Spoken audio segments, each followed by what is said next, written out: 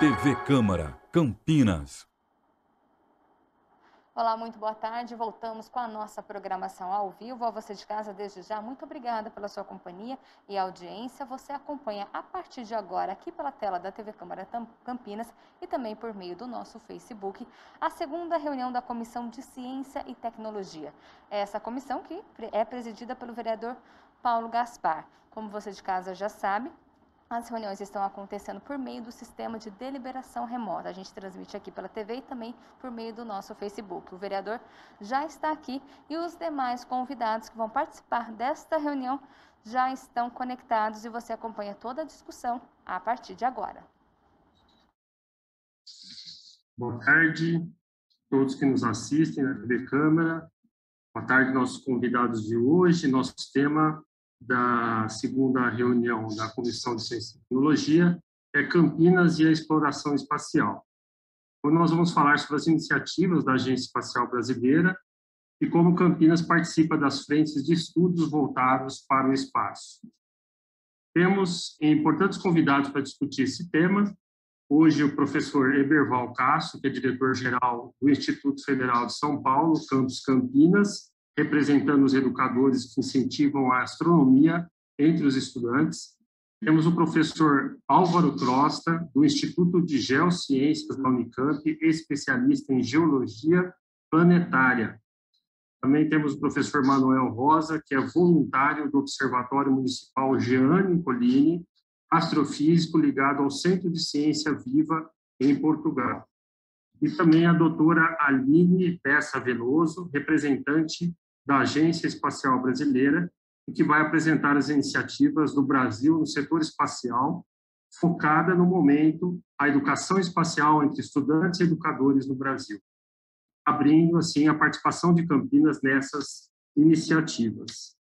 Nós temos também a presença do Swift Yaguchi, da Adriane Carvalho, a Elecamp aqui está nos acompanhando na pessoa da Bruna, e agradeço desde já a todo o cerimonial da Câmara que está dando apoio aqui na transmissão. Lembrando que nessa Comissão de Ciência e Tecnologia nós participamos também com outros vereadores, como a Paola Miguel, que a qualquer momento pode estar entrando na reunião, o Paulo Haddad, o Arnaldo Salvetti e o Carmo Luiz.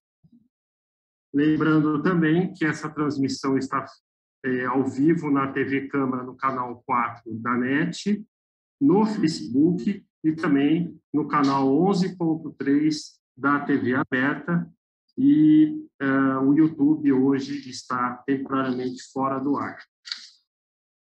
Bom, eu gostaria então já de passar a palavra, agradecer a presença da doutora Aline Veloso, que vai nos contar um pouco sobre o trabalho e a participação dela na Agência Espacial Brasileira e como Campinas está sendo propositiva nesse cenário espacial. Obrigado, Aline, você tem a palavra.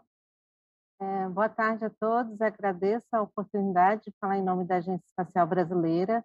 Eu vou falar um pouco das ações realizadas aqui na nossa diretoria, né, que é a Diretoria de Inteligência Estratégicas e Novos Negócios, dando foco maior na área educacional, onde eu estou como coordenadora. Eu vou compartilhar aqui minha apresentação. Então, só para confirmar aí, tá em tela? Sim? Tá bom. Então, eu vou apresentar as ações educacionais de desenvolvimento tecnológico e novos negócios da Agência Espacial Brasileira, que estão vinculadas à Diretoria de Inteligência Estratégica e Novos Negócios. Iniciando pelo programa EVA Escola, né, o nosso programa educacional, né, ele reflete, né, ele iniciou lá em 2004, né, com o intuito de capacitar, levar a divulgação científica, promover a capacitação de professores, estudantes universitários e essa interação entre pesquisador, professor, estudantes e sociedade. O programa EB Escola, né, ele realiza atividades em escolas ou atividades em instituições de ensino público, para capacitar, formar cursos, palestras sobre exploração espacial, Programa Espacial Brasileiro, astronomia, astronáutica, aplicação espacial, né, a relação entre o meio ambiente e a aplicação espacial e outras atividades nesse intuito de motivar o jovem, de encantar, de trazer o assunto espacial para a sala de aula. Das ações, né, que a gente conduz é o Programa Globo. O Programa Globo é uma cooperação com a NASA, então a Agência Espacial é a coordenadora do Programa Globo no Brasil, e esse programa ele tem o intuito de levar a educação ambiental, trazer essa relação entre a ciência ambiental e a aplicação espacial, né? Ele atua em 126 países, né? O Brasil iniciou suas atividades em 2015, né? E ele colabora com a cooperação então, de professores e pesquisadores e motiva estudantes da educação básica a coletar dados ambientais e realizar pesquisa em sala de aula, né? No Brasil, né, o Globo, a gente já realizou 24 capacitações de professores, né, tanto capacitações online como presencial. Temos 660 professores cadastrados no programa, mais de 200 escolas no Brasil, né, espalhada de norte a sul. E a atuação, né, de professores, né, ele tem esse intuito de conduzir o estudante a coletar dados sobre atmosfera, meio ambiente, hidrosfera, estudo do solo e da biosfera, né? E isso tudo correlacionar com imagens de satélites. A gente tem uma atuação forte da ciência cidadã, né, que é o próprio cidadão atuando nesse desenvolver da ciência. Outra ação da agência no ramo educacional é o Centro Vocacional Tecnológico Espacial Augusto Severo, localizado no Centro de Lançamento Barreira do Inferno, em Natal. É uma instalação onde recebemos estudantes do 9º ano da região ali do Rio Grande do Norte para realizar um dia espacial. Então, eles têm a oportunidade de conhecer o que é um satélite, eles veem como que é a montagem de um CubeSat, depois eu vou falar um pouquinho mais o que é o CubeSat, lançamento desse CubeSat por um foguete, atividades com drone, programação. Então, eles passam um dia ali muito especial nesse dia espacial. Recebemos não só da região do Rio Grande do Norte, mas outros interessados também podem agendar visitas, né, dentro desse centro vocacional. A gente motiva, né, a capacitação, né, de estudantes desde o nível fundamental até o universitário. Entre dessas ações está a motivação, né, a formação de recursos humanos em pequenos satélites. Então, a gente tem atuado no programa SERPES, desenvolvimento de satélites em universidades. O que a gente está em andamento agora são os satélites da Universidade Federal de Minas Gerais e a Universidade Federal do Maranhão. Há um tempo atrás a gente teve na própria Universidade de Brasília, e o intuito é esse, de o universitário aprender com a mão ali no pequeno satélite. Outro projeto de desenvolvimento de pequenos satélites é o ItaSat-2 e o SPOT, que aí atua tanto estudantes a nível de graduação como de pós-graduação. Uma ação que a gente apoia é a Olimpíada Brasileira de Satélite, a OBSAT.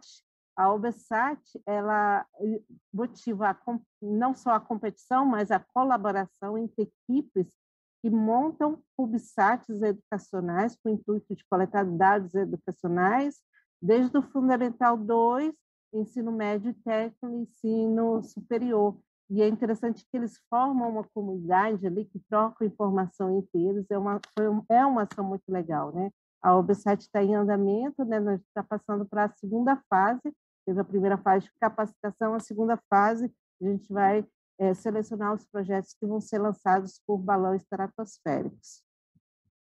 ação também de capacitação para nível superior, a gente tem os projetos de foguetes experimentais.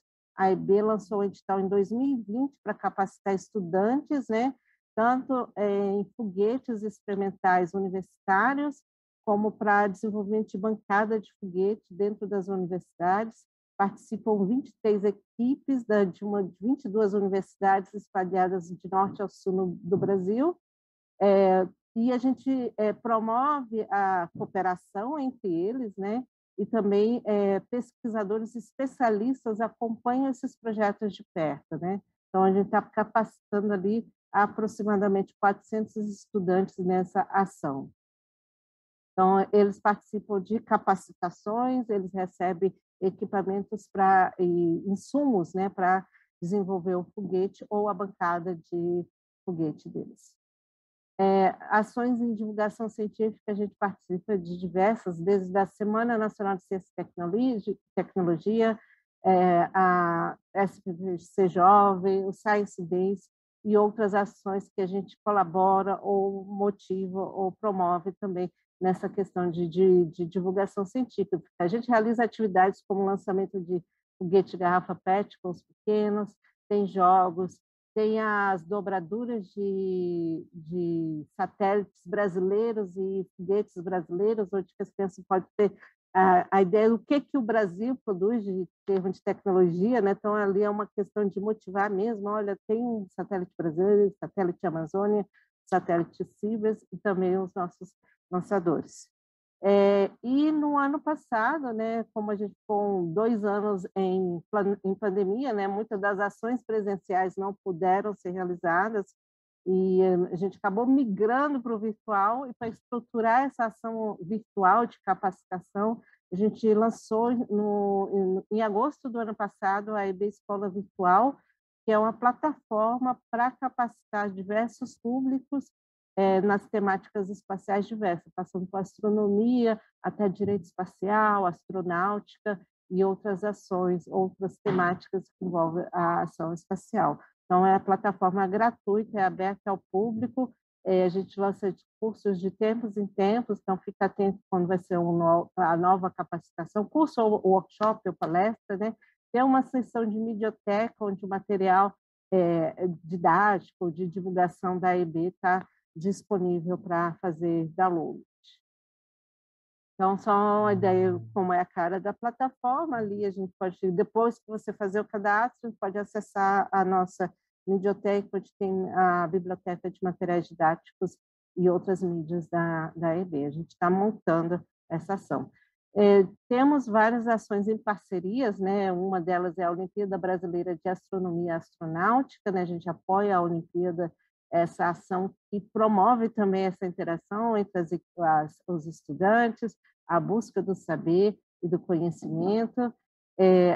A OBSAT também é uma Olimpíada, a gente apoia, o Science Day, a parceria com a NASA, além do Globo, a gente participa do Space Apps Challenge, que é um desafio é um hackathon, né, esses desafios de programação para motivar ao desenvolvimento de ciência.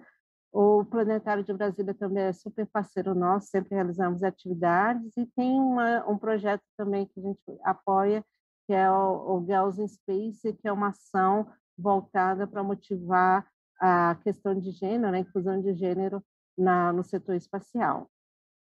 No ramo de desenvolvimento de tecnologia, a gente tem apoiado já há um tempo o programa Unispaço, né? Ele está voltando esse programa com uma nova roupagem, uma nova estrutura, com o intuito de promover o desenvolvimento, né, e a pesquisa nas universidades e nos institutos de pesquisa. Já vou correr aqui, que eu sei que meu tempo já está andando, né? Outra ação em andamento é o mapeamento de tecnologias espaciais brasileiras, o MAPTEC. Nele, a gente tem o intuito de identificar, classificar, avaliar e publicar as tecnologias espaciais brasileiras, as tecnologias espaciais que estão sendo desenvolvidas no Brasil, né?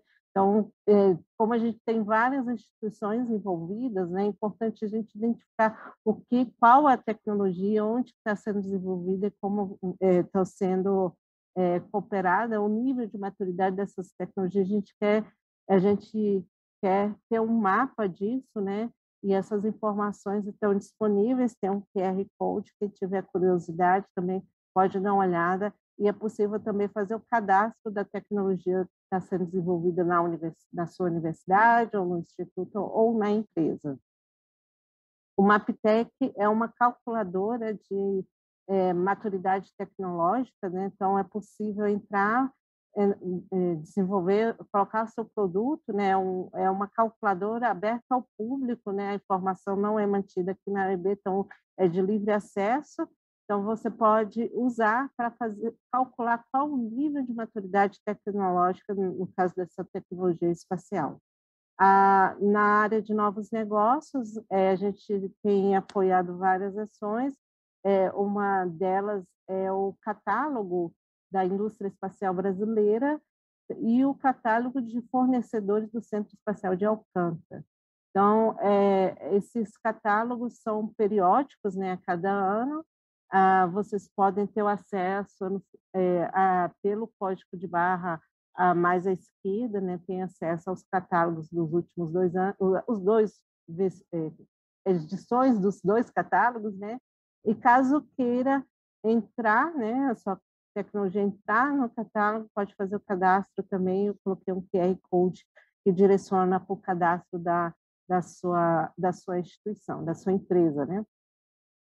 E convido todos a participar nesses 17 a 19 de maio, inscrições abertas no Space BR Show, e a temática desse ano é o mercado espacial, oportunidades na América Latina. O fórum ele tem esse intuito de trazer em conjunto as discussões entre os parceiros, as empresas brasileiras, as instituições brasileiras, com a intenção de realmente promover negócios, e esse foco esse ano é na América Latina. Então, quem deseja fazer a inscrição, o evento vai ser híbrido, né? Tanto online ou presencial em São José dos Campos. Então, convido todas a participarem. E finalizo, deixo os contatos da Agência Espacial Brasileira, ou do programa AEB Escola, e as nossas redes sociais. Peço a todos que sigam as nossas redes, novidades, informações estão sendo publicadas diariamente, e maiores contatos podem estar em contato aí com o e-mail do programa AEB Escola. Agradeço.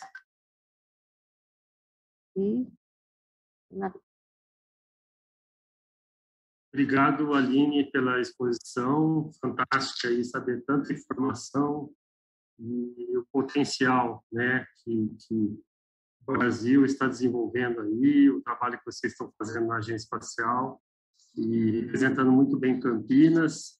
Então, a gente já passa agora, na sequência, para o professor Álvaro Prosta, do Instituto de Geociências da Unicamp, a gente seguir com a aula aí em relação aos estudos da exploração espacial. Doutor Álvaro.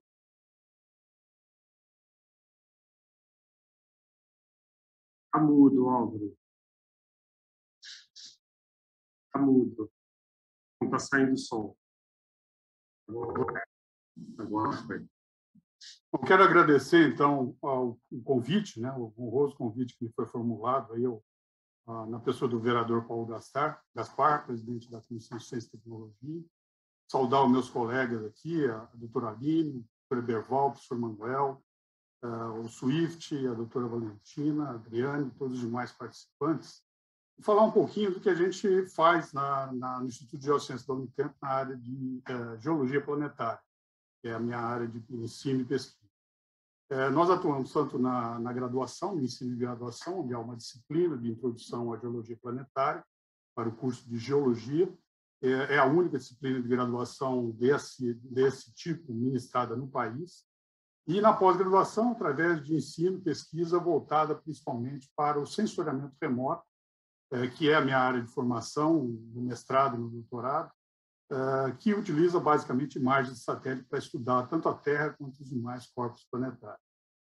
E, para não me estender muito, eu separei um projeto que nós estamos desenvolvendo agora, ele já está mais ou menos na sua metade, já tem, inclusive, produção de artigo. E é um projeto em colaboração com a NASA, com o Jet Propulsion Laboratory da NASA, e com o financiamento da FAPESP, que trata de habitabilidade no sistema solar. Deixa eu compartilhar minha tela. Vocês estão enxergando, né?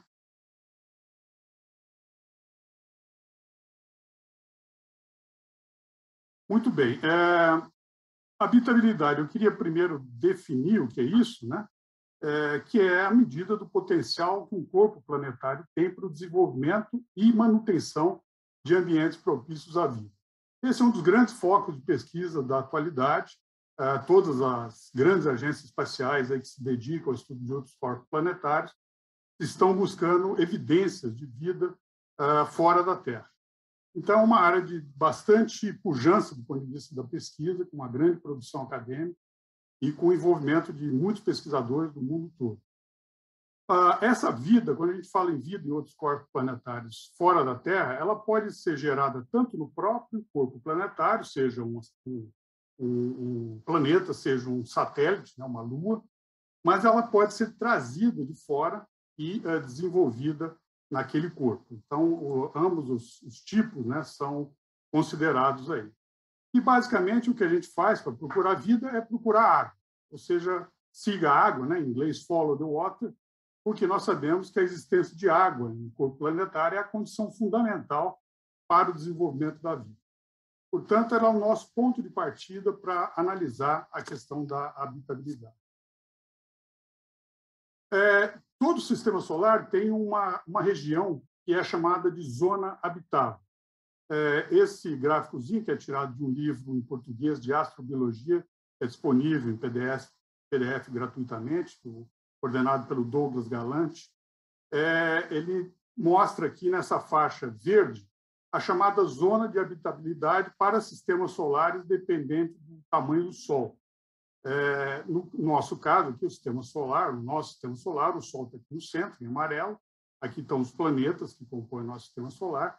E a zona habitável, a Terra está exatamente no centro dela. E nós temos Vênus e Marte colocado marginalmente, mas ainda considerados dentro dessa zona habitável.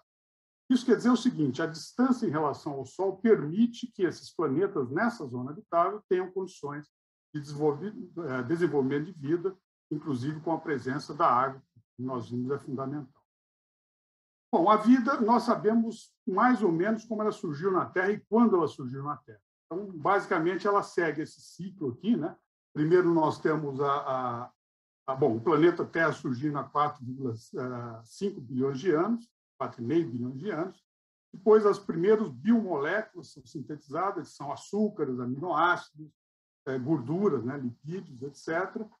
A partir delas, a gente tem os biopolímeros são desenvolvidos, que precisam, então, desses blocos iniciais aí, dos aminoácidos, açúcares e gorduras.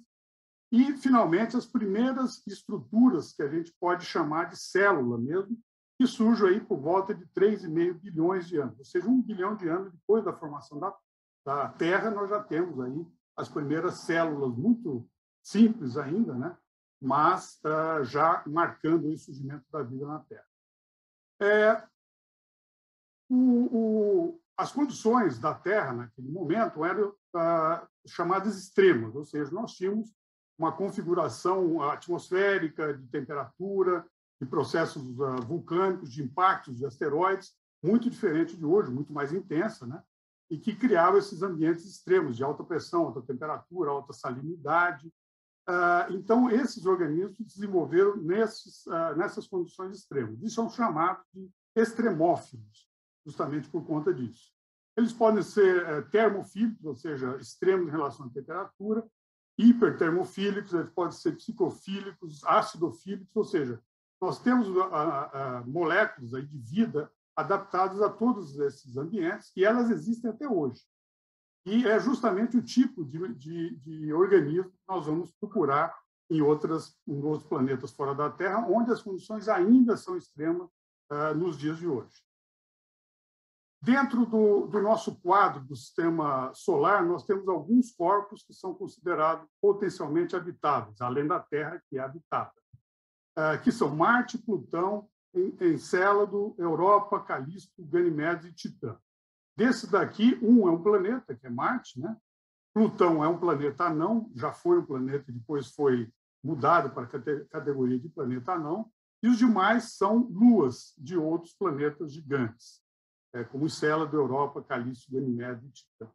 Esses são os que reúnem o maior potencial para ter ou ter tido no passado, o mais provável é o passado, não o presente, né? Algum tipo de forma de vida, principalmente na forma de bactérias, de seres bastante simples.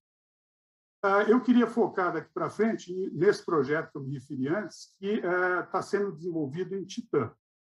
Então, o Titã é uma lua de Saturno, né? Uma lua que tem compostos orgânicos em profusão, vários tipos de compostos orgânicos, mas, basicamente, ele tem uma grande quantidade de metano, tanto na forma líquida, devido às baixas temperaturas em Titã, como também na forma gelada. E Titã é considerado alguma coisa parecida com o que era a Terra lá na sua origem, lá por volta de 4 bilhões de anos. Existem similaridades grandes entre o Titã de hoje e a Terra do passado. E esse gráficozinho aqui compara, por exemplo, a atmosfera, né, de Titã com a atmosfera da Terra. Vejo que a atmosfera de Titã é muito rica em vários compostos, mas eles são um pouco diferentes no seu nitrogênio, né, que é o predominante aqui na Terra e também em Titã. Mas depois Titã vem com metano e na Terra é o oxigênio. E assim por diante, nós temos uma composição diferente, mas ambas com possibilidade de propiciar o desenvolvimento da vida. Bom, aqui são algumas características de Titã, né? Ele tem na sua superfície, ele tem uma verdadeira sopa de moléculas orgânicas complexas, numa situação similar, então, ao que a Terra pode ter tido lá no passado. A vida, como a gente conhece na Terra, não teria condições de se desenvolver em Titã, devido às baixas temperaturas da superfície.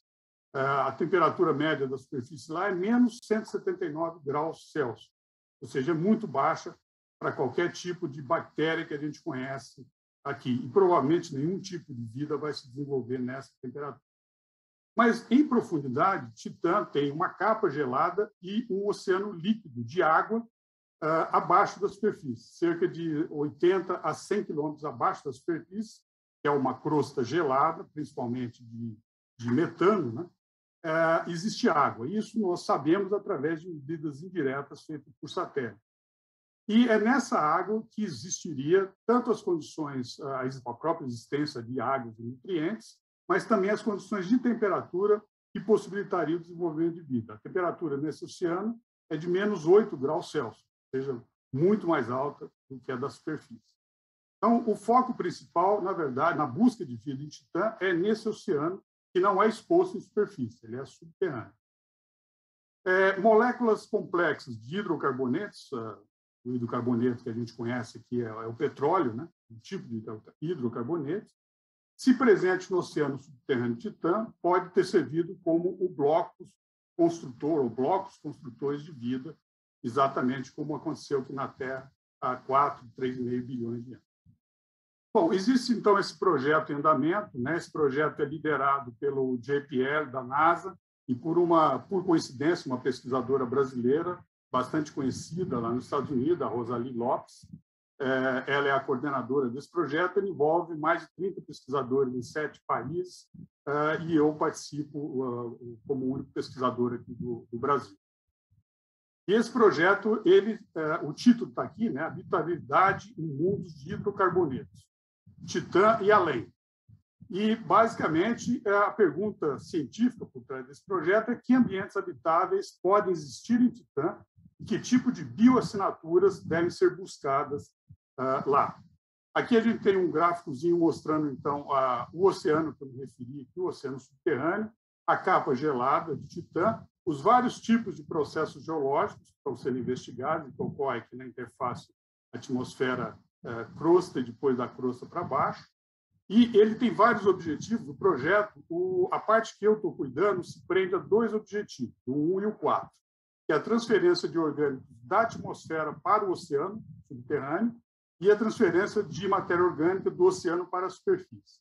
E o processo geológico que eu investigo, que é a minha especialidade, é a formação de grandes crateras de impacto meteorítico. Elas poderiam romper essa camada de gelo e colocar em contato a matéria orgânica que está na atmosfera e na superfície com a água do oceano.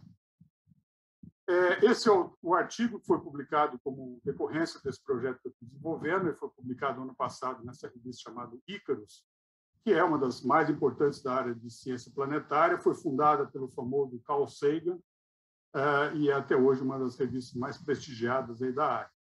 E, basicamente, a nossa hipótese de trabalho é que, dado um evento de impacto de um grande asteroide contra o Titã, a cratera resultante poderia romper, então, a crosta de gelo e atingir o oceano subterrâneo, lembrando que essa crosta tem até 100 quilômetros de espessura, né?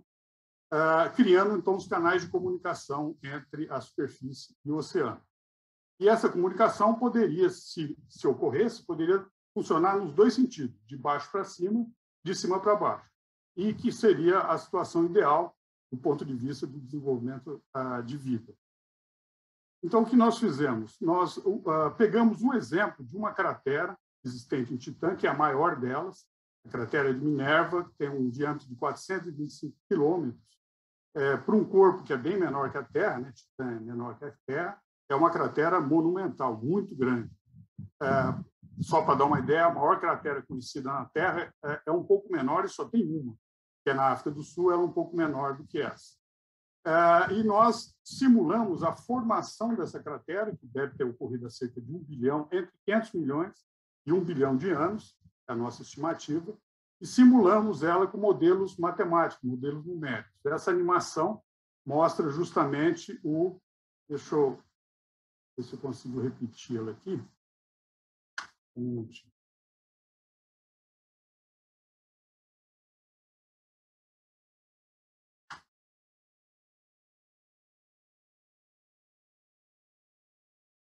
Não estou conseguindo rodá-la de novo, deixa eu voltar.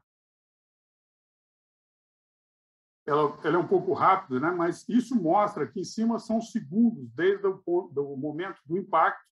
Então, essa cratera, apesar de ser enorme, com 400 e tantos quilômetros de diâmetro, ela demorou apenas 9.000 segundos para se formar. E o que a gente simula nessa animação, que na verdade é uma simulação que demora alguns meses para ser construída rodando em supercomputadores, ou seja, pode parecer simples a essa primeira vista, mas é um modelo bastante complexo e que demanda um tempo enorme de computação. Ele mostra aqui justamente a interface entre o oceano, essa linha mais grossa, entre o oceano líquido e a crosta gelada. E o que a gente vê aqui é que esse impacto, particularmente, consegue romper facilmente essa crosta gelada e colocar tanto uma matéria orgânica em superfície que é empurrada para baixo pelo impacto, quanto a água que acaba subindo por força dessas oscilações isostáticas entre a crosta e o oceano, trazendo, então, a água até a superfície e espalhando essa água em torno da cratera. Esse aqui é um outro produto dessa modelagem, né, que mostra os diferentes materiais e eles se misturando aqui nessa zona vermelha. São materiais que vêm do oceano, que são jogados na superfície, e aqui materiais da superfície que são injetados no oceano. Então, o que nós conseguimos demonstrar pela primeira vez é que esse é um mecanismo viável para esse intercâmbio, essa troca de materiais. E por que isso é importante? Porque existe uma missão já aprovada pela NASA para lançamento meados da próxima década, provavelmente 2035, chamado Dragonfly, que vai levar um drone à superfície de Titã. Então, vocês vejam aqui o drone aterrissando, né? E aqui ele decolando para fazer coletas de amostras em vários pontos no entorno de uma grande cratera meteorítica lá em Titã. Não é essa que nós usamos, é uma um pouco menor, mas ele deve pousar, então, 2034, 2035, e buscar evidências de vida fossilizada, provavelmente congelada, né? Na superfície, essa vida, se foi trazida do oceano e depositada, ela congelou e fossilizou como um corpo gelado. Bom, essa é a minha apresentação. Só queria terminar aqui com um pequeno comercial do evento que nós vamos organizar esse ano. É um evento organizado entre a Unicamp e a Prefeitura Municipal de Campinas para comemorar o Dia do Asteroide, que é internacionalmente celebrado no dia 30 de junho. É uma comemoração organizada pela ONU, pelas Nações Unidas, e ela é composta por eventos em muitos países do mundo, né? Feitos por volta, não exatamente no dia 30, mas por volta da data do dia 30, que é a data em que houve a maior explosão atmosférica de um bólido conhecida na história da Terra, que foi em 1908, na Sibéria, na região de Tunguska, né? Por sorte, era desabitada naquela época, mas foi uma imensa explosão atmosférica e que, até hoje, é o maior evento desse tipo conhecido, registrado na história moderna. Então, no dia 30 de junho, na verdade, nós vamos fazer, nos dias 29 e 30, atividades que vai começar com um fórum permanente, é um ciclo de fóruns que a Unicamp promove, e nós vamos promover um fórum que vai ser nas manhãs do dia 29 e dia 30, trazendo especialistas de vários locais do mundo. Nós estamos fechando a programação ainda, e o tema é Olhe para Cima, Desafios da Comunicação sobre Defesa Planetária. Isso porque teve o filme Olhe para Cima, que inclusive foi indicado para o Oscar agora, não ganhou, né? Mas fez muito sucesso no ano passado, que justamente explora essa questão dos fake news, né? Ou da falta de importância que a sociedade do homem, hoje em dia, tem dedicado a possíveis catástrofes globais com potencial de extinção de toda a raça humana e outras formas de vida. Tem um problema sério, a gente viu isso com a questão da pandemia, né, com relação a fake news, e isso não é só com a pandemia, existem várias vertentes aí da ciência que são afetadas por isso, e uma delas é a comunicação de desastres, catástrofes globais, como o impacto de um grande asteroide, que é o que é retratado no filme. Então, nós vamos trazer especialistas da NASA, da Fundação do Asteroid Day, que é uma fundação internacional, e especialistas brasileiros também nos vários temas, inclusive na parte de jornalismo científico e comunicação desse fenômeno.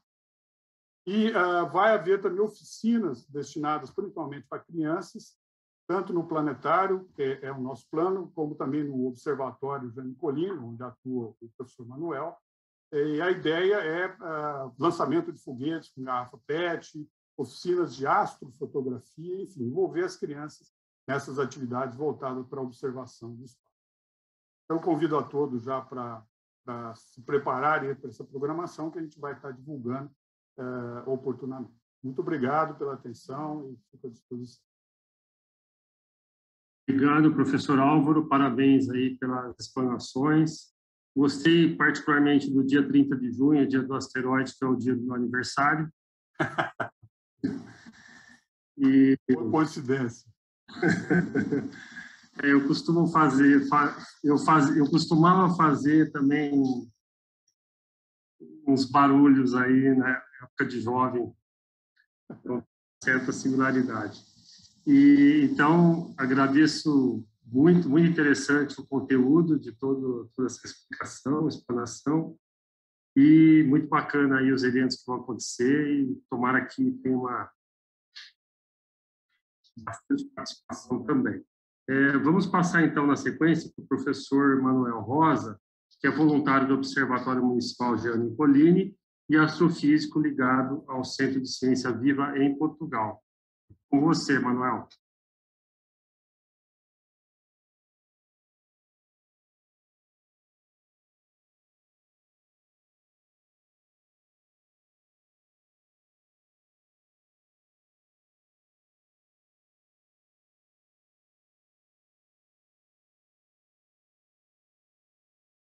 Ouvir?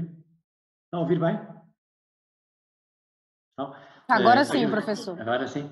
Obrigado. Agradecer o convite para a participação nestas palestras e nestes debates e parabenizar, antes de mais, os professores que me antecederam. Foram duas intervenções muito interessantes, e eu vou tentar fazer uma espécie de imitação daquilo que acontece no Observatório Municipal de Campinas, onde, muito bem fui apresentado, trabalho como voluntário.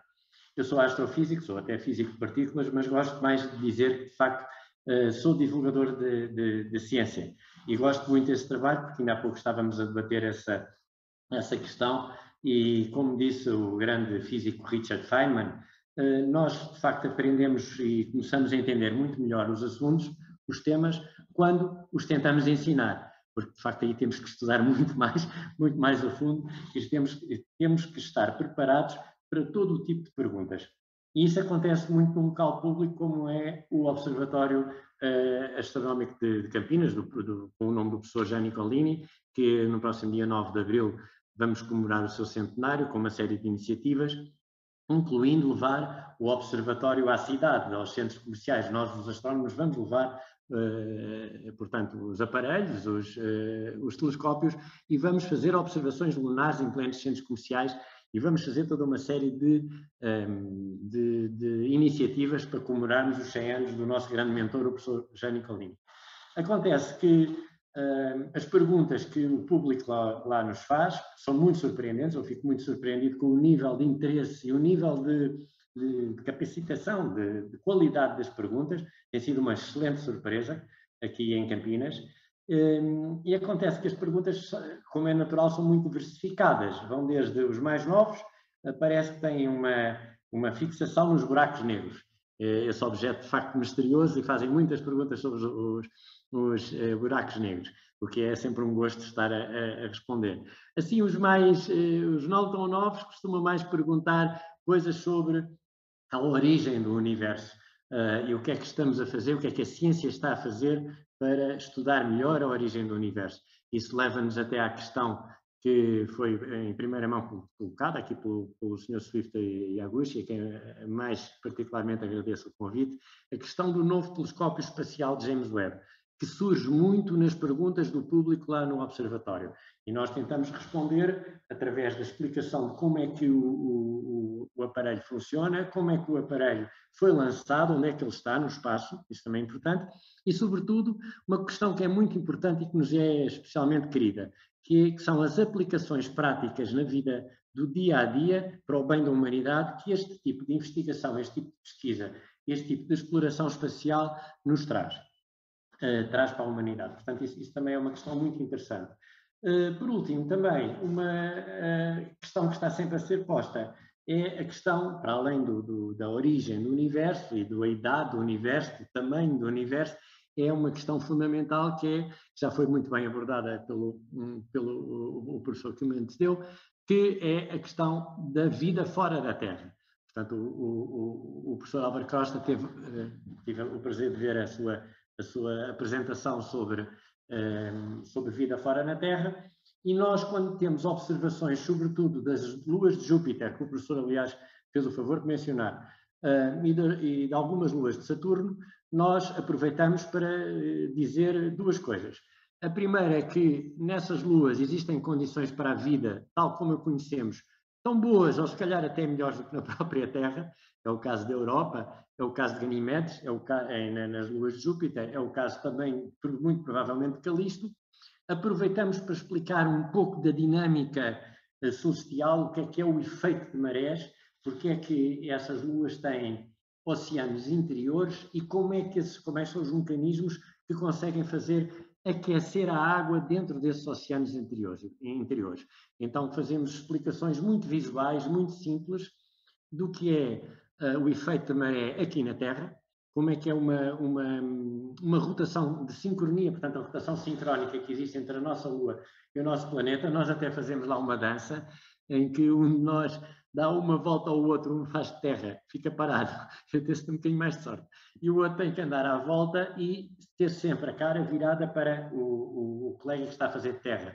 Que é para as pessoas entenderem que enquanto nós damos uma volta à Terra, damos uma volta sobre nós próprios também, que é o que a Lua faz. E isso é fácil de dizer, mas é mais difícil de entender. Então, com esta dança que nós, com muito gosto, lá fazemos uma visualização. Nós, aliás, achamos que é muito importante tentarmos dar exemplos simples e visualizar os mecanismos que estão subjacentes ao efeito de marés das luas. Então, no caso das luas de Júpiter e também nas luas de Saturno, sabemos que o principal mecanismo é o facto das órbitas serem, para além de ressonantes, estarem ligadas entre si, serem órbitas elípticas. Isso faz com que a força da gravitação faça, por fricção, aquecer as moléculas da água, porque as luas ou estão mais longe do planeta principal, neste caso Júpiter ou Saturno, ou estão mais perto na sua rotação, porque fazem elípticas, fazem assim uma espécie de uns ovinhos. E as pessoas entendem isso melhor quando nós esfregamos as mãos. Nós pedimos para as pessoas esfregarem as mãos, elas sentem o calor da fricção nas mãos, o calor a ser gerado, e então entendem como é que a água dentro dessas luas consegue aquecer e para temperaturas um pouco mais elevadas e mais propícias à vida tal como a conhecemos. Isso tudo são questões muito interessantes que nos são levantadas lá pelo público.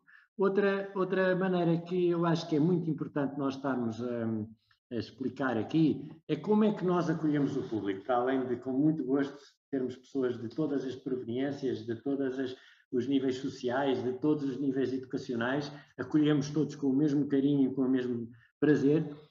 Temos uma forma de estar que, até agora que eu saiba, é muito peculiar e quase única em todo o mundo, em diversos planetários e diversos centros de ciências onde já trabalhei, nomeadamente na Europa, em vários países da Europa. E acontece que fazemos uma abordagem que vai desde as constelações, as tradições que existem em relação às constelações, portanto, as tradições mitológicas da antiga Grécia, da antiga Roma, das indígenas daqui da região, de várias regiões do Brasil, onde o professor Gil Lobo, diretor, eu aproveito para homenagear aqui publicamente, tem um conhecimento profundo dessas mitologias e dessas tradições e consegue fazer um acolhimento realmente que é quase único em todo o mundo, através de uma abordagem pela mitologia, pelas histórias e até pela mitologia moderna, que existe muita mitologia moderna também. Por exemplo, uma questão que o professor Júlio Lobo e eu costumamos fazer, uma espécie de ágora, uma espécie de ágora grega, portanto, uma espécie de convívio entre mestres e discípulos, sendo que muitas vezes quem são os mestres é o público e quem são os discípulos somos nós, isso é muito interessante também, e que a mitologia nova, por exemplo, moderna em relação à Lua, que a Lua, quando está a Lua cheia, nós avisamos logo, não vão nascer mais crianças, não vai haver mais bebés por ter a Lua cheia. Agora, o que existe sim são os efeitos de marés super importantes para as indústrias de pescas, para as indústrias de navegação, para todas as indústrias de transportes. Isso também, aí caímos um bocadinho fora da mitologia e entramos no dia a dia. Mas uma questão que se põe muito, me parece muito interessante em relação ao público e à forma como nós os acolhemos, é que depois, normalmente, um outro colega ou dois outros colegas costumam abordar o mesmo objeto, seja uma constelação, seja, por exemplo, as Três Marias na constelação de Orion, que são sempre muito procuradas pelo público, não é? Que têm um peso fantástico, que as pessoas gostam de reconhecer no céu onde é que estão as constelações.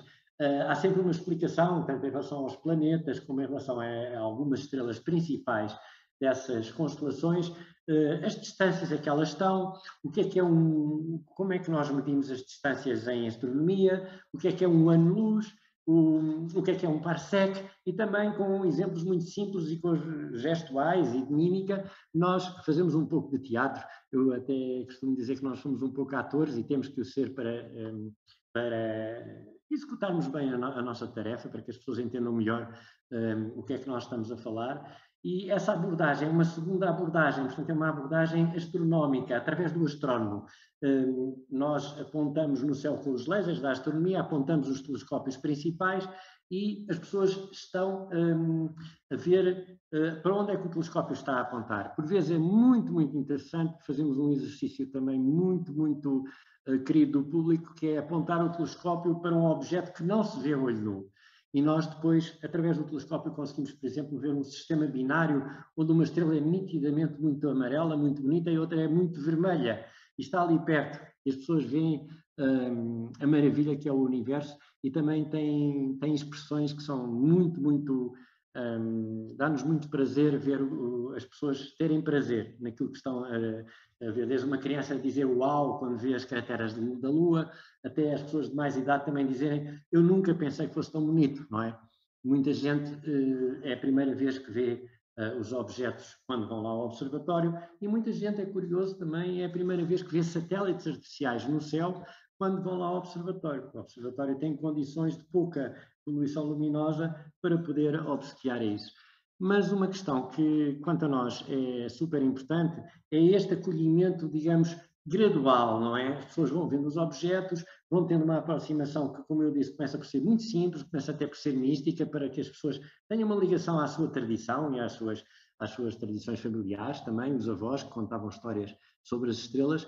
A seguir tem uma abordagem um pouco mais astronómica, a que distância está, que tipo de objeto é, e depois aprofundamos um bocadinho mais, nomeadamente quando há perguntas assim um bocadinho mais puxadas, através da astrofísica, que tipo de estrela é que é, falamos um bocadinho sobre a teoria da evolução das estrelas, como é que as estrelas nascem, e apontamos para o céu, para berçários estelares, onde estrelas bebés estão a nascer, onde planetas bebés estão a nascer, e onde as pessoas podem ver com os seus próprios olhos essas nebulosas, nomeadamente a nebulosa de Orion, é um objeto de predileção, e realmente as pessoas saberem que estão ali a nascer novos sistemas solares e novos planetas, os exoplanetas. Aí nós explicamos os planetas fora do sistema solar. Isso é super interessante ver também a reação das pessoas, e é claro que vem logo uma das perguntas fundamentais, que é a questão de haver ou não vida fora na Terra.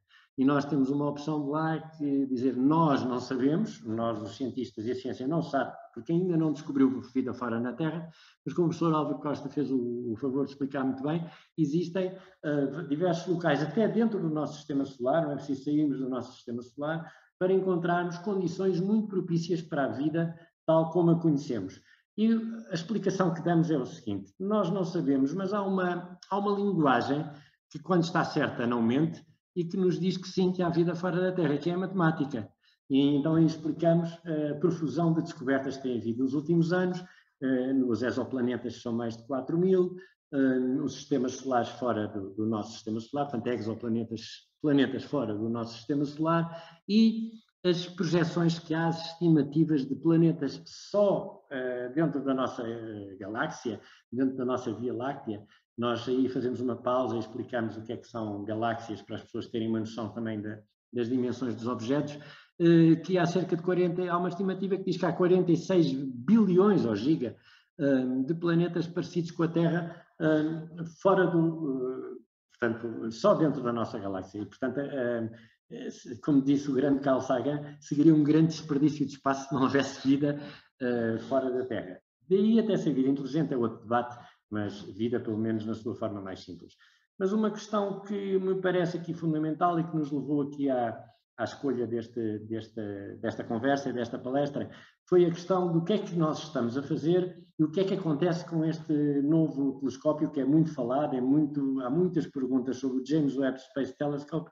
Portanto, e nós tentamos explicar que este telescópio é uma espécie de sucessor do grande telescópio Hubble, no sentido em que tem uma maior capacidade, tem uns espelhos maiores e, portanto, é como nós estamos a apanhar luz, explicamos que é a mesma coisa que como estamos a apanhar água com um balde. Se tivermos um balde maior, que é o caso dos espelhos do James Webb, são maiores do que os espelhos do Hubble, apanhamos mais água, apanhamos mais luz. Se o balde for mais pequeno, apanhamos menos luz, apanhamos menos água. Portanto, o James Webb, antes de mais, apanha mais luz. Isso é a questão principal, fundamental. A segunda questão, que vem na ligação da primeira, é que o tipo de luz que o James Webb consegue ver é a luz que está no infravermelho próximo. Ou seja, uma luz que não é visível para os nossos olhos, mas explicamos às pessoas que tem um comprimento de onda assim um bocadinho mais longo, uma energia mais baixa do que a luz que nós vemos com os nossos olhos e consegue atravessar a maior parte das poeiras cósmicas, a maior parte das poeiras que nos impedem de ver mais para trás no passado. Então também explicamos que o Hubble consegue ver com muita dificuldade algumas galáxias que terão cerca de 500 milhões de anos após o Big Bang, após o nascimento do universo, e que o James Webb consegue ir cerca de 300 milhões de anos mais atrás, ou cerca conseguirá ir, em princípio, para objetos com só 200 milhões de anos de idade no universo, que ainda é um universo bebé, digamos assim. Isso também leva a que as pessoas tenham... há muito humor nas nossas apresentações, porque quando dizemos 200 milhões de anos é um bebé, 200 milhões de anos de idade, é claro que isto faz as pessoas sorrirem com os números astronómicos da astronomia. Acontece é que, ao explicarmos isso, também explicamos que há certos tipos de estrelas que estão projetadas pela teoria, são as estrelas de população de 3, estrelas hipergigantes, ainda não foram detectadas nenhumas e talvez, é muito provável, que o James Webb venha a descobrir um objeto deste, um objeto absolutamente deslumbrante. Mas com uma nota de modéstia, porque o universo nos faz com naturalidade, sem falsas modéstias, mas faz-nos sentir um bocadinho pequenos, nós dizemos que explicamos bem às pessoas o seguinte: o James Webb é muito natural que vá ver o universo mais bebê, as estrelas gigantes, as primeiras grandes estrelas. É natural que vá ver as galáxias mais pequenas, as primeiras galáxias que depois foram juntando com a teoria da evolução das galáxias e foram criando, gerando, fusionando em galáxias maiores. Mas o mais importante de tudo é nós explicarmos bem às pessoas, como cientistas, que a descoberta mais importante que ele vai fazer nós não sabemos qual é. Exatamente como todos os grandes aparelhos que a humanidade, que é o caso do Hubble, do telescópio espacial Hubble, fez descobertas que de facto ninguém estava à espera. Desde planetas órfãos na nebulosa de Orion, os satélites do planeta que depois foi desclassificado para planeta anão, o Plutão. Aí os mais da minha idade dizem: que injustiça, coitadinho do Plutão, que era tão bonito e foi desclassificado. E nós dizemos: pronto, tem razão, foi uma desclassificação um bocado assim brutal, digamos assim, mas explicamos as razões porque é que o Plutão agora é um planeta anão, ele até é chefe de uma nova equipa de planetas, são os plutóides, e portanto também não está assim tão mal quanto isso, ele até acabou por ficar bem na história.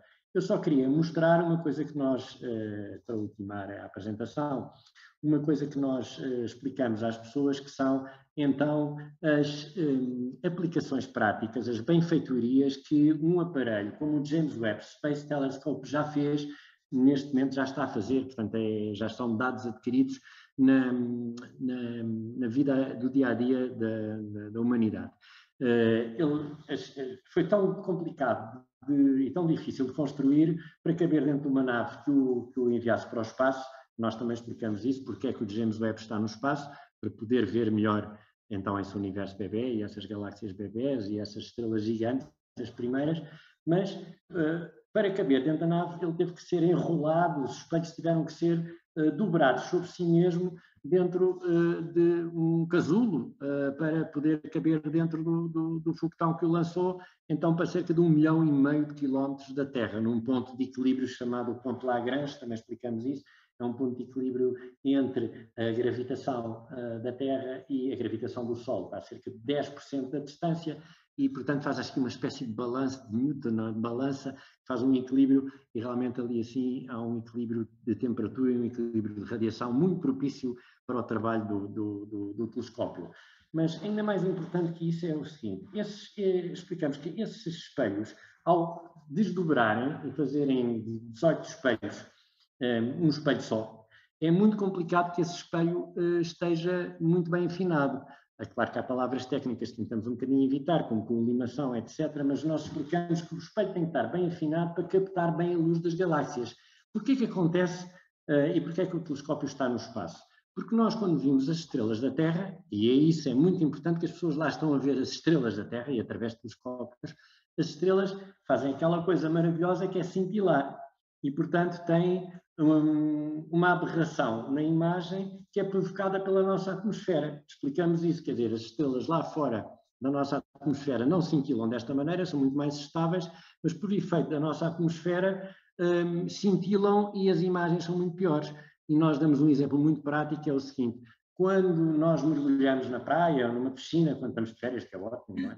É sempre bom ter estes exemplos, e abrimos os olhos debaixo d'água para vermos, por exemplo, o Sol, nós vimos um objeto completamente disforme, uma luz completamente disforme.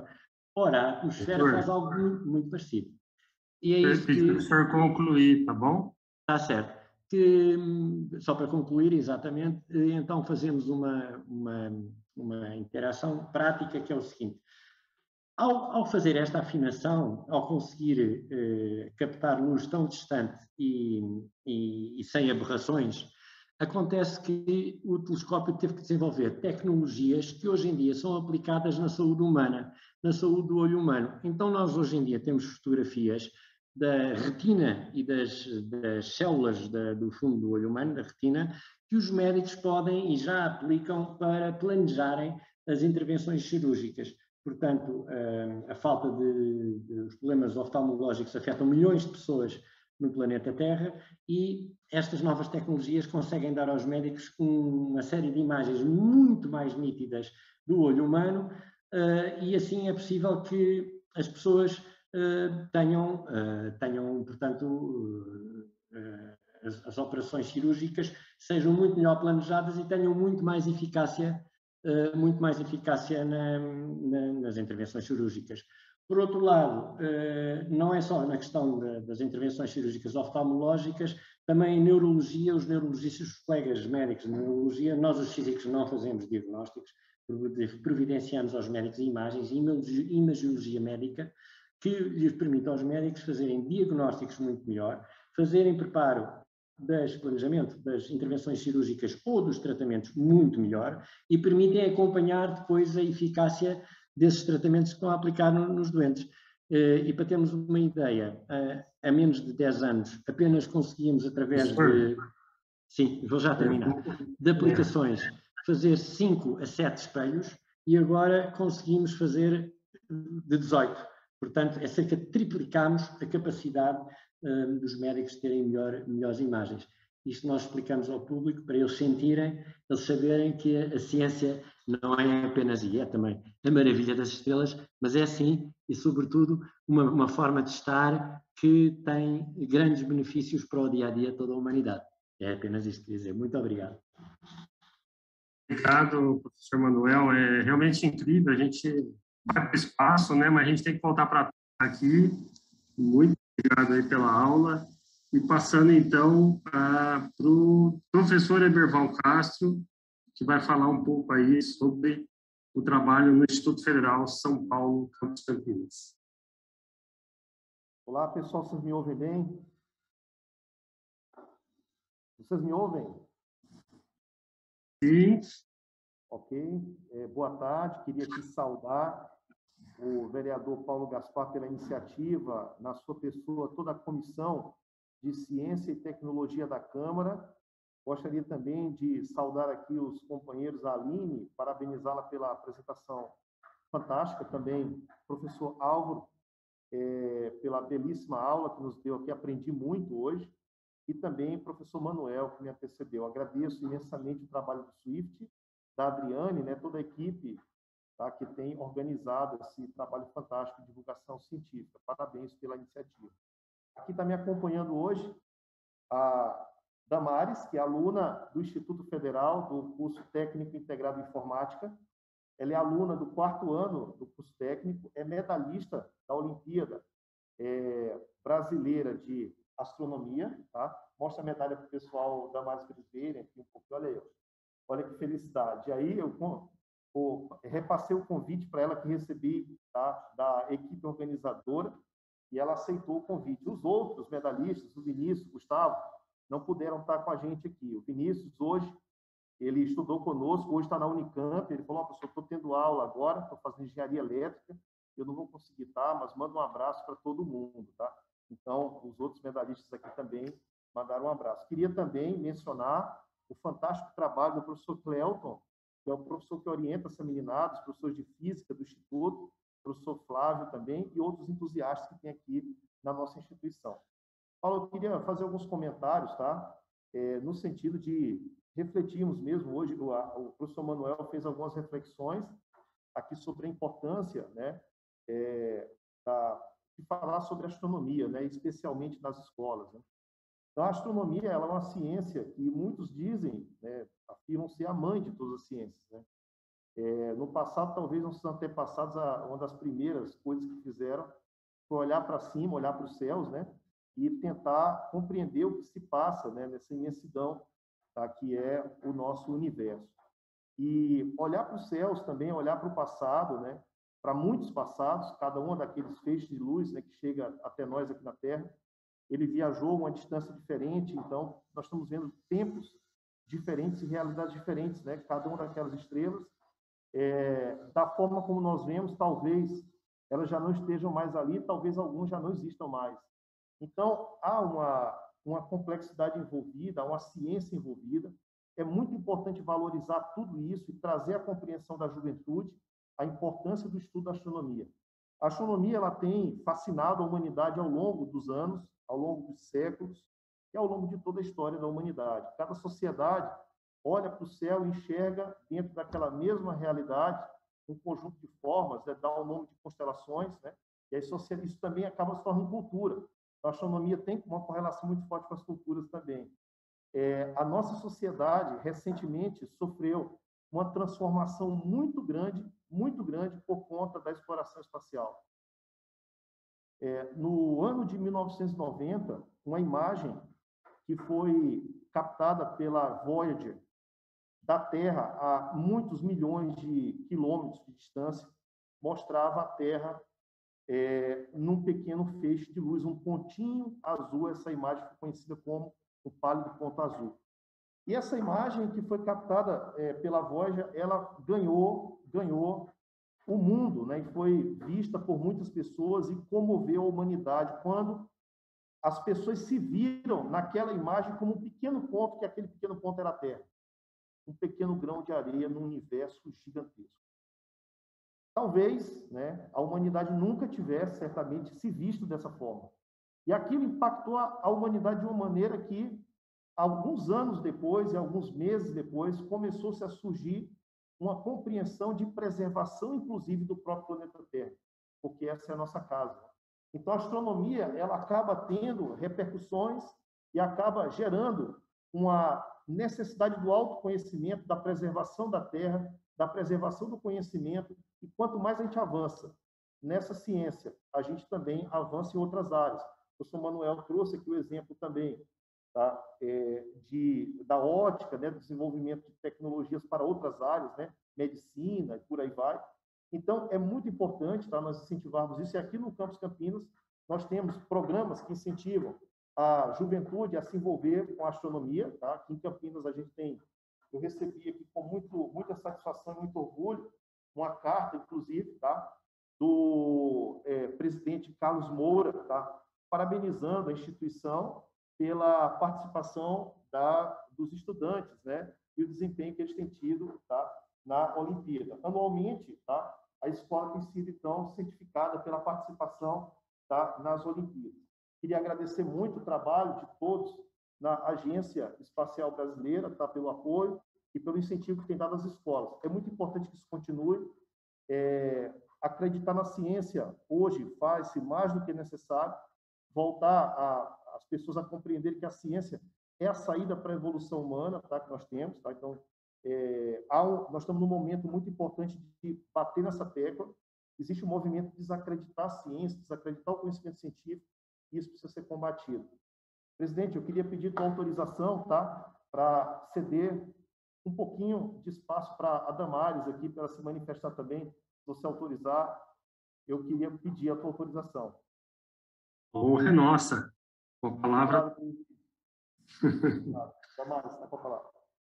Gostaria de dar um olá a todos. Eu sou Damares Cristina dos Santos, como o Eberval disse, aluna aqui do Instituto Federal desde o ano de 2019, e eu participei da OBA nos 2 últimos anos, né, na 13ª edição, 2020, que foi presencial, e na 14ª, que foi onde eu fui medalhista de prata, juntamente com o Vinícius e também com o Gustavo, que saíram do campus.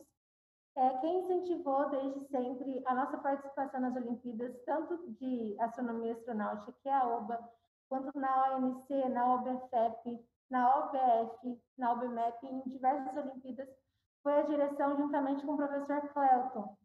O professor Clelton que dá aula de física para a gente, junto com o professor Flávio.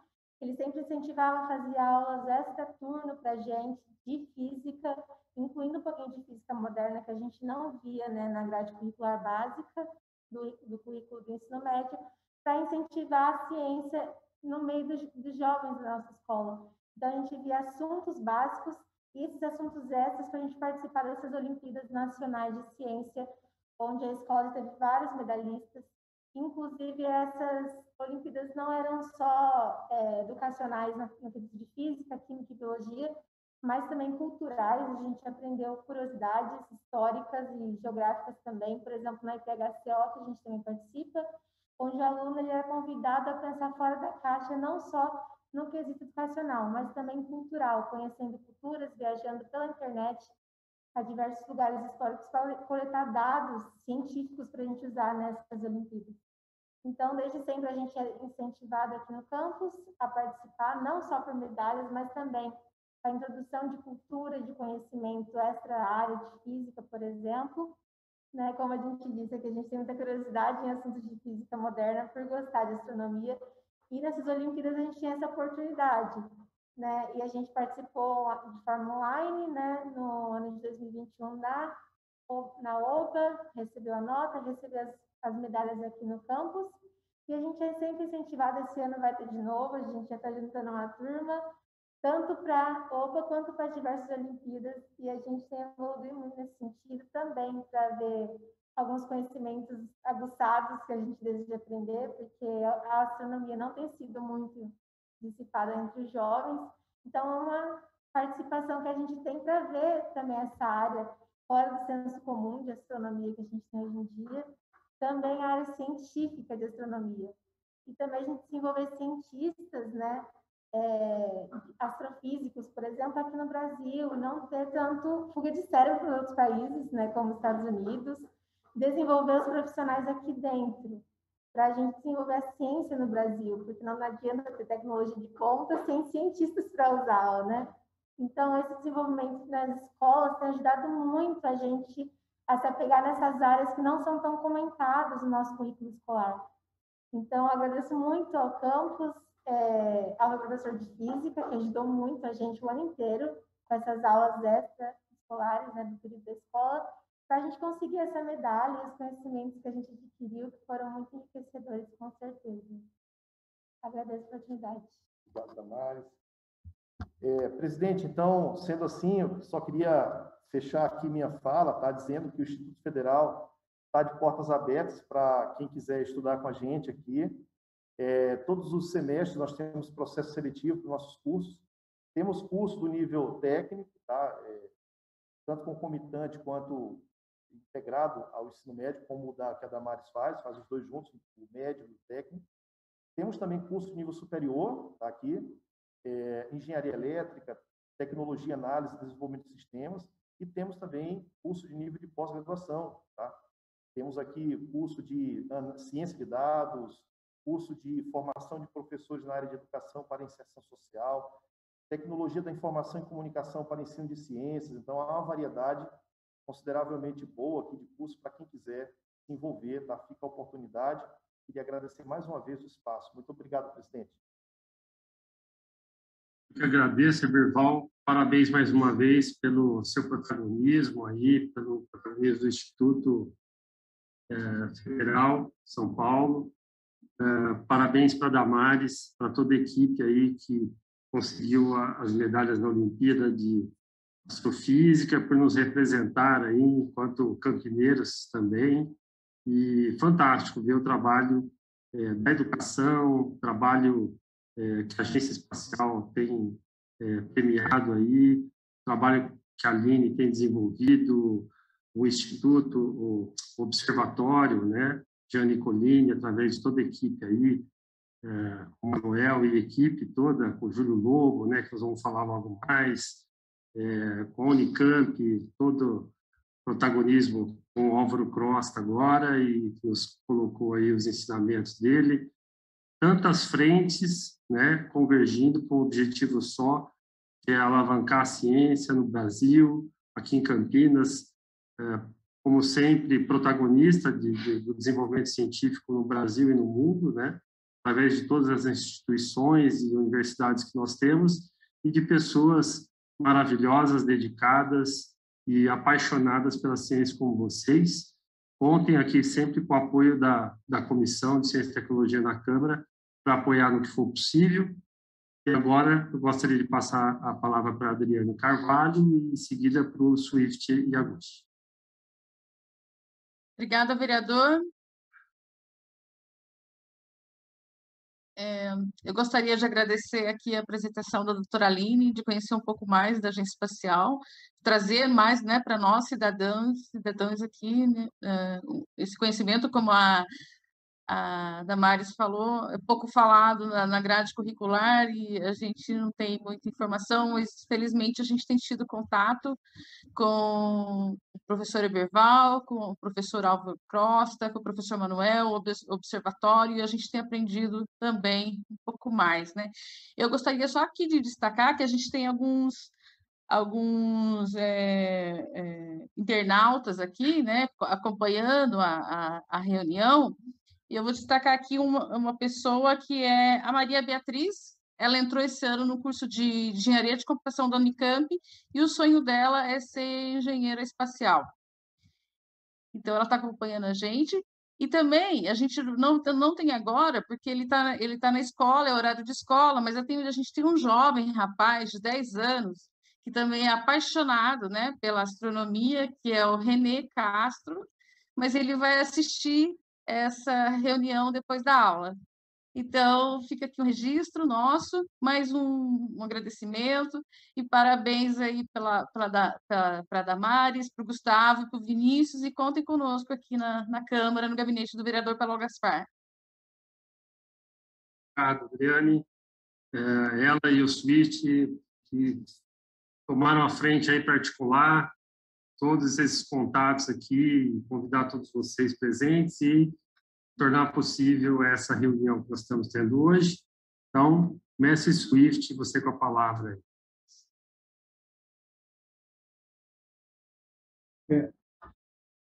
Muito obrigado, vereador Paulo Gaspar, presidente dessa comissão, né? É sempre uma satisfação, né? A gente não para de aprender, né? Então, toda a reunião de hoje foi uma aula, né, em diversos aspectos, né, sobre ciência espacial, né, começando pela doutora Aline, né, professor Álvaro, professor Manuel Rosa, né, e professor Eberval Castro, a Damares com seu depoimento fantástico, né, emocionante, foi o ponto alto dessa reunião, né, parabéns, né. Vereador, né, você é arquiteto, né, diz que, enfim, engenharia não é muito seu sapaio, mas olha só, né, na palestra hoje o pessoal principalmente ressaltou sobre habitabilidade no espaço, né. Vereador, olha, prepare-se que vão precisar de urbanista no espaço, viu? Então, você, como arquiteto urbanista, vai ter seu papel no espaço também, aguarde. Mas eu queria, né, fazer uma rápida homenagem aqui a uma pessoa que cuida há 45 anos do Observatório Municipal, né, e vou até tomar a liberdade de colocar uma imagem dele, né? Não sei se vocês estão enxergando a tela, né? Então, este é o Observatório Municipal, né? Com a vista noturna, né? Mostrando as estrelas, né? Os telescópios que eles têm, né? E na foto, a foto que registrou a visita que nós fizemos ao Observatório Municipal, ao centro, né? O Júlio Lobo, né? Que coordena o Observatório Municipal, né? E ele tem muita história para contar, não está aqui conosco hoje, né? Para, enfim, dar sua mensagem, né? O Júlio Lobo está ao centro desta foto, mas eu em conversa com ele, né? Eu senti uma vontade muito forte dele de que esse observatório ele fosse melhor preparado para poder participar da rede de pesquisas espaciais, né? Rede de observação do espaço, né? E dessa forma projetar Campinas, mais uma forma de projetar Campinas nos estudos espaciais mundiais. Então, fica aqui minha rápida homenagem pessoal, né, minha, ao Júlio Lobo, que eu conheci e agora me tornei, considero amigo dele. Ele tem muito a ensinar para a gente. Então, agradeço essa oportunidade, né, e parabenizo mais uma vez, né, vereador, pela realização desta reunião, né, e agradeço o apoio da TV Câmara, da Bruna da Unicamp, que também está aqui, né, participando, nos apoiando nesta reunião. Muito obrigado. Eu que agradeço, Swift, a articulação sua e da Adriane aí para reunir todo esse time aqui de primeiro mundo. E gostaria de, em cima dessa foto que você apresentou, dizer que a comissão já esteve lá visitando o observatório, Jean Nicolini. Faltou ali o professor Manuel na foto, né? Acho que a foto ficou cortada. E esse é o time ali que está hoje à frente do observatório. Tivemos uma honra ali de conhecer de perto, né, os desafios que eles enfrentam ali no dia a dia e para a continuidade do observatório e conseguir esses objetivos tão almejados que você mesmo citou. Faço questão de a gente fazer uma reunião aqui na Comissão de Ciência e Tecnologia para falar especificamente sobre esses desafios que o observatório passa e também em relação aos outros observatórios que existem aqui na cidade de Campinas, para a gente colocar como acontece essa política a nível municipal de divisão do papel de cada um desses observatórios, a importância que cada um tem, como eles se relacionam e o que falta para isso ficar cada vez melhor, né? A gente entender o papel de cada um nesse cenário aí. Então, vai ser motivo de uma próxima reunião aí, que a Adriane vai estar agendando junto com o pessoal.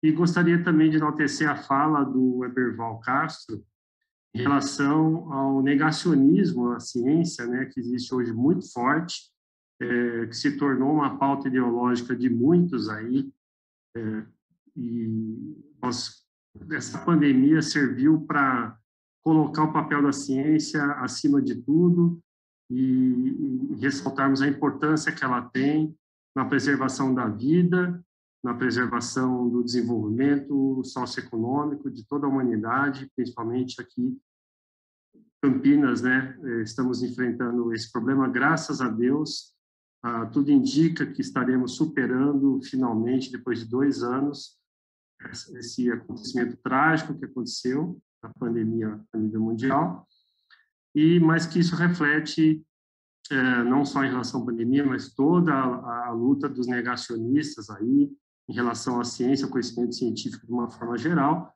Temos até terraplanistas, né, professor Álvaro, que dizem que a Terra é plana, né? Então, para não dizer entre outras coisas, mas que essas ideologias passem bem longe do conhecimento científico, que a gente continue privilegiando a ciência acima dessas ideologias, né? Eu agradeço mais uma vez a presença de todos os palestrantes, de todos que nos assistiram. Temos com 1h30 aqui do nosso encontro. Acho que a gente pode encerrar. Eu nem perguntei se existia perguntas aí de internautas ou não, mas eu acredito que não tenha.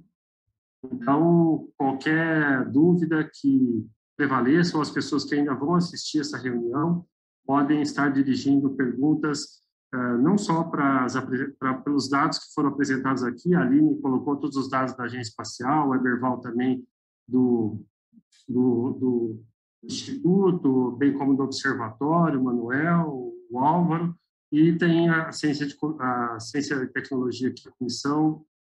Tem o nosso Zap aí, que também pode ser para a Câmara ou pode ser para o nosso gabinete, para quem quiser anotar, o 971220663, é o do nosso gabinete do Paulo Gaspar, do vereador. Também ficamos à disposição aí para direcionar possíveis e futuras perguntas que venham dos internautas aí. Então, mais uma vez, muito obrigado. Obrigado ao cerimonial da Câmara que nos apoiou até o momento. E a gente finaliza, fica por aqui. Muito obrigado.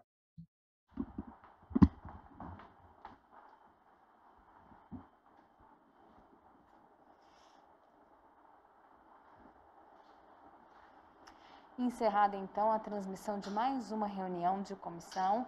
Se quiser rever tudo que foi falado nesta tarde, a gente te lembra que esta reunião está disponível no Facebook da TV Câmara Campinas. E todas as informações, um resumo de tudo que aconteceu aqui, claro, você confere amanhã no nosso jornal Câmara Notícia. Te convido a continuar participando aqui, acompanhando toda a programação da TV Câmara, porque dentro de instantes, mais uma comissão vai se reunir, a gente transmite tudo ao vivo. Muito obrigada pela companhia e audiência.